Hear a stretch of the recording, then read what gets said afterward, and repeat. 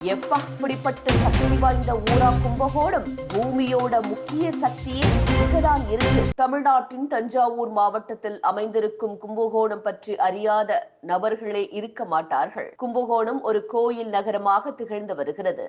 கும்பகோணத்தில் வெற்றிலைப்பாக்கு மிகவும் ஃபேமஸான ஒன்றாகவே இருக்கிறது. மேலும் உலகமே போற்றும் கணித மேதை ராமானுஜர் இந்த கும்பகோணத்தில் தான் பிறந்து வளர்ந்தார் என்று கூறப்படுகிறது. பழங்காலத்தில் சோழர்கள் தான் கும்பகோணத்தை ஆட்சி செய்து வந்தனர். அவர்கள் தங்களுடைய செல்வங்கள் அனைத்தையும் பாதுகாத்து வைத்துக் கொள்ளும் இடமாகத்தான் கும்பகோணத்தை வைத்து வந்துள்ளனர் என்று பல பாடல்கள் வழியாக நம்மால் தெரிந்து கொள்ள முடிகிறது. இந்த கும்பகோணம் உருவாவதற்கான வரலாறு என்னவென்று பார்த்தால், நாம் அனைவரையும் படைக்கும் ஆற்றல் வாய்ந்த கடவுள் பிரம்மன் உலகம் அழிய போகும் செய்தியை அறிந்தார். அப்போது படிப்பதற்கு தேவையான அனைத்து ஞானத்தினையும் ஒரு குடத்தில் அமுதத்துடன் அவரின் ஞானம் அனைத்தினையும் போட்டு கும்பம் போன்று உருவாக்கி அதனை இமயமலைக்கு மேல் வைத்து விட்டார்.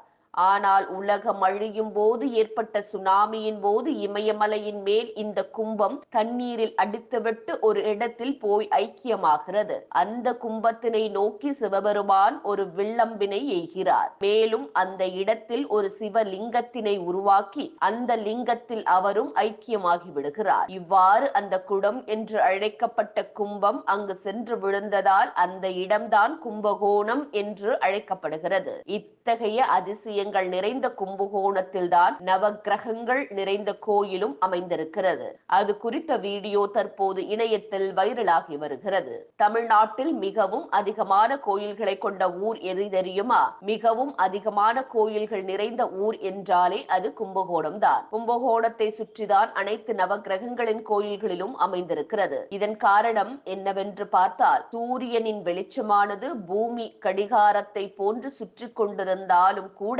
சூரியனின் கதிர்கள் பூமியின் மீது விழுகிறது.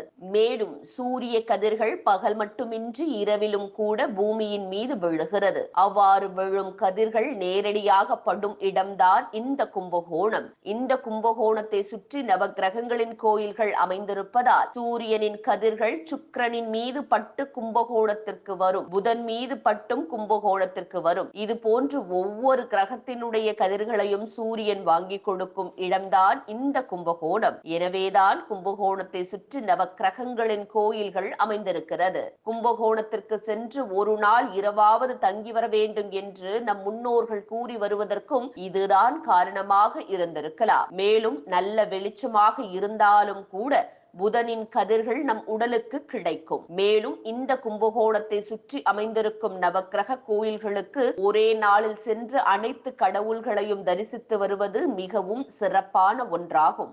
அவ்வாறு ஒரே நாளில் நவக்கிரகங்களை தரிசனம் செய்தால் அவர்களின் வாழ்வில் உள்ள கஷ்டங்கள் அனைத்தும் சரியாகி மகிழ்ச்சியாக இருப்பார்கள் என்று கூறப்படுகிறது. இவ்வாறு அந்த வீடியோவில் அவர் கூறியிருக்கிறார். இந்த வீடியோவை பார்ப்பவர்கள் கும்பகோணத்தில் எவ்வளவு ஆச்சரியங்கள் நிறைந்திருக்கிறதா என்று நினைத்து வருகின்றனர். தற்போது இது குறித்த வீடியோ இணையத்தில் வைரலாகி வருகிறது. இந்த வீடியோவில் பேசியிருப்பது நடிகர் அனுமோகன். நவக்கிரக கோயில் அதிகமா எங்க இருக்கு உலகத்திலேயே? தமிழ்நாட்டில் எங்க? கும்பகோணத்தை சுற்றி தான் அனைத்து நவக்கிரக கோயிலும் இருக்கும். ரீசன் என்ன தெரியுங்களா? சூரியன் இருக்கல்ல, அதனுடைய வெளிச்சம் பூமி என்ன ஆன்டி கிளாக் வாய் சுத்திட்டு இருந்தாலும் அதனுடைய ரேசஸ் வந்து உழுகுதல்ல, any time, even night also இந்த ரேசஸ் விழுகிற இடம் தான் கும்பகோணம். சூரியனுடைய ரேசஸ் வந்து சுக்கிரன் மேலே பட்டு கும்பகோணத்துக்கு வரும், புதன் மேலே பட்டும் கும்பகோணத்துக்கு வரும்.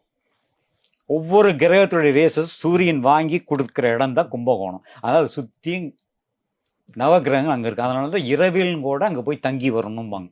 அதாவது ஸ்டார் லைட் இருக்கு தெரியுமா, அந்த வெளிச்சத்திலையும் கூட அந்த புதனுடைய ரேசஸ் உங்கள் பாடியில் கிடைக்குமா. ஸோ அவ்வளோ பவர். அதனால் வந்து நவகிரக கோயில் வந்து வலம் வர்றது வந்து ஒரே நாளில் நவகிரக கோயில் பார்த்து ரொம்ப விசேஷம். எல்லா இதையும் பார்க்குற மாதிரி. அது நிறைய பேருக்கு தெரியுதோ தெரியலையோ, நான் படித்து தெரிஞ்சுக்கிட்டது